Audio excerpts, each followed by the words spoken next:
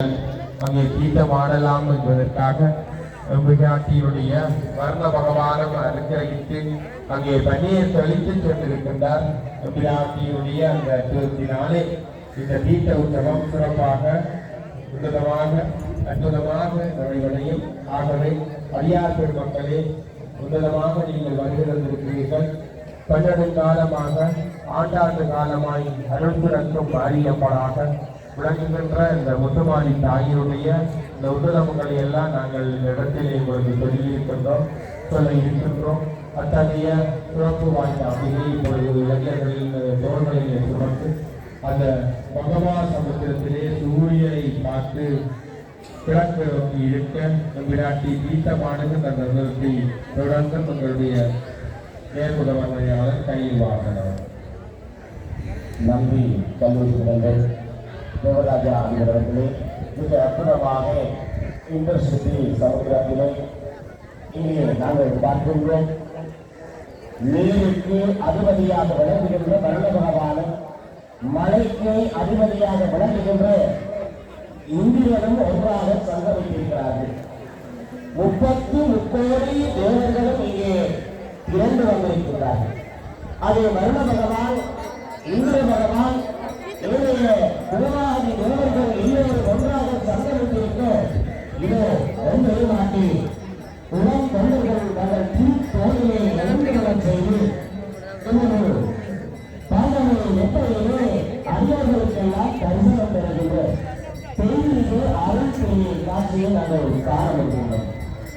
உழைப்பை எனும் சூழ்நிலை கொண்டிருந்த பொருளிய வழியிலே ஒவ்வொரு அறிஞர்களுடைய வேண்டுதல்களுக்கும் தனிமையை பலம் கொடுக்கின்ற அடையாக அல்வாய் வேறுநன்மை முத்துமாய் அமுதையிலே அகிலமெல்லாம் போற்றிருந்த தாயாக அகிலமெல்லாம் ஆளுகின்ற அடையாக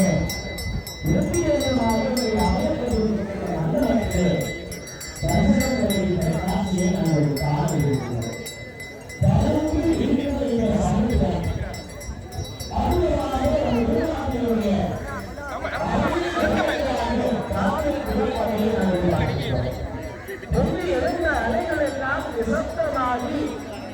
அன்னையே உன்னையே நாம் தேடுகின்றேன் என்று அந்த பொங்கி எழுகின்ற அலைகள் எல்லாம் பொங்கி எழ மறந்து அன்னையின் அருள் வருகையை வேண்டியிருக்கின்ற காட்சியை நாங்கள் இங்கே காண விரும்புகிறோம்.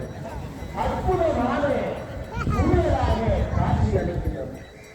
இது அற்புதமான சூழலிலே அதிகாரிகள் திரண்டு வந்து அன்னையுடைய அந்த திருவருளை வருகின்ற வேடமாக தீர்த்த வாரியை அனைத்து கொள்கின்ற வெளிப்புறத்தை நாங்கள் காதல் கொள்ளலாம்.